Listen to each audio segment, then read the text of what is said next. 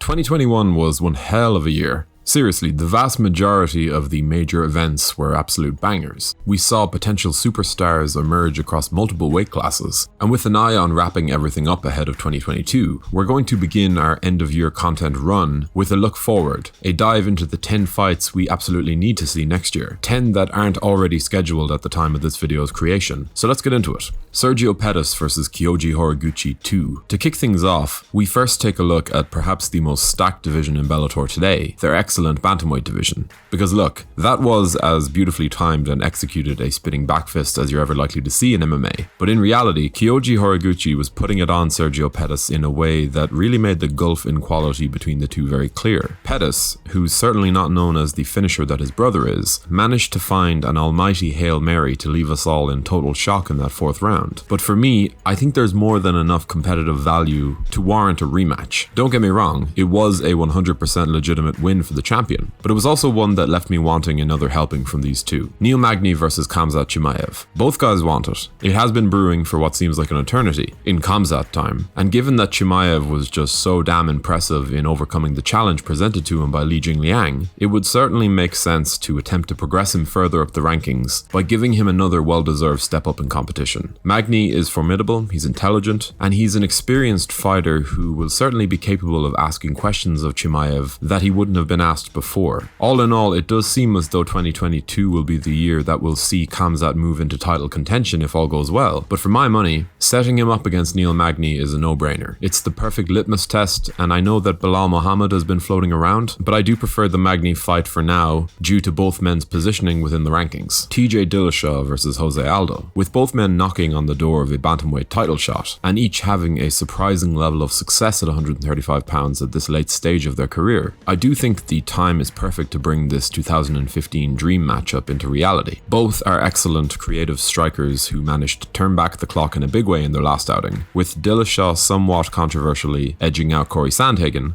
and Aldo overpowering Rob Font. To be honest, as much as bantamweight is stocked with excellent contenders, I genuinely think that the winner of Dillashaw versus Aldo would have to be considered as the next in line, as far as the next challenger to the belt is concerned. They are two of the best strikers of their era, and seeing either man contending for UFC gold would be one hell of a story. Francis Ngannou versus Derek Lewis 2. Look, the instant reaction from a lot of people would be to say, we already saw this and it sucked. That first bout was marred in so many ways by Francis Ngannou's broken mental state and Derek Lewis's injured back, but in general, a lot of fans are too quick to think that they know what they'll see in a rematch based on the first matchup. With Lewis established at number 3 in the rankings, whether Francis wins or loses to Cyril Gane, I want to see the two most powerful hitters in the sport attempt to do it right at the second time of asking. Rose Namajunas versus Carla Esparza II. Their first matchup came at a point that was very early in both the career of the future great Rose Namajunas and the strawweight division as a whole, and it does say a lot about these two women that their respective roads have led them back to one another. In the vein of a Jan Blachowicz or a Glover Teixeira, Carla Esparza has managed to pull off an incredibly unlikely career comeback. Can she continue on to pull off what would be an almighty upset?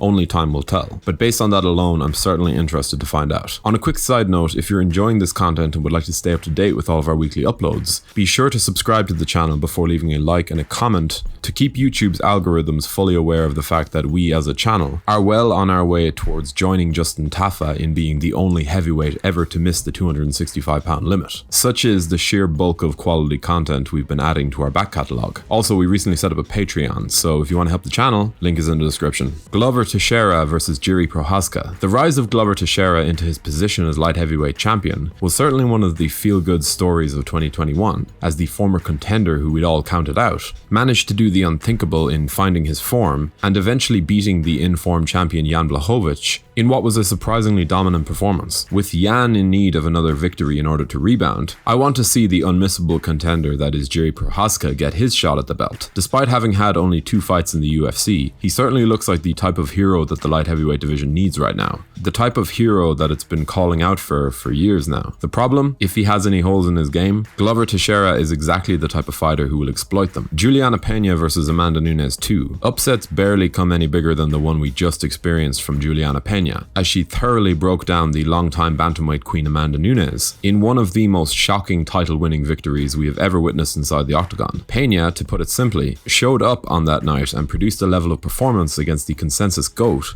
that we just didn't think she was capable of. And though many of the post-fight questions were ones that surrounded Nunes and her mentality and condition coming in, I do think that the easiest way to get a little closure on this is to set them up for a second matchup. Because if anyone deserves an immediate rematch within the sport of MMA, it is without question the Lioness. Alexander Volkanovski versus Max Holloway 3. The featherweight champion Alexander Volkanovski may have gone a perfect 2-0 over Max Holloway, even if the second bout was a lot closer than the first. But with an eye on early 2022, the resurgent top contender that is Holloway has indeed left the UFC with little choice except to set this one up for one more entry to the series. And it's not like fans will even dream of complaining about a trilogy fight, even if it's not technically a rubber match. These are the two best 145-pound fighters on the planet, and it's time once again to see whose evolution has taken them further. Charles Oliveira versus Justin Gaethje. Say what you want about Islam Makhachev or Beneil Dariush, and how either of them have the potential to be the most well-deserving lightweight contender. The simple fact of the matter is that Justin Gaethje is the man on top, the man who is most likely to get the shot, based on everything from his reputation and standing with fans to the stunning showdown with Michael Chandler that he came out of last time around. Charles Oliveira truly managed to establish himself as the undisputed champion, even if he already technically was, through his hugely impressive finish of Dustin Poirier. And though I wouldn't begrudge him some time off, the idea of seeing Do Bronson there with Gaethje in the opening half of 2022 is a pretty tantalizing prospect. The heavyweight champion of the world versus Jon Jones. And finally, we have the loosest of the suggestions so far. In a sport as morally murky as ours, where you can all but get away with murder and retain your UFC contract, I have no doubt that we'll see the former UFC light heavyweight champion Jon Jones in action as a heavyweight next year. With his body transformation well underway and the fate of the divisional titles soon to be decided through the clash between Francis Ngannou and Cyril Gane, the idea of Jones fighting the winner will likely serve up one of the biggest fights of the era. Say what you want about Jon Jones, but if he can beat either of those men to capture UFC gold, the GOAT conversation will well and truly be blown right open. But what matchups do you look forward to seeing most next year? Do let us know your opinions in the comment section below. We always love to hear from you guys. If you enjoyed this video, be sure to leave a like and a comment before subscribing to the channel so you can stay up to date with all of our latest uploads. Thank you for watching.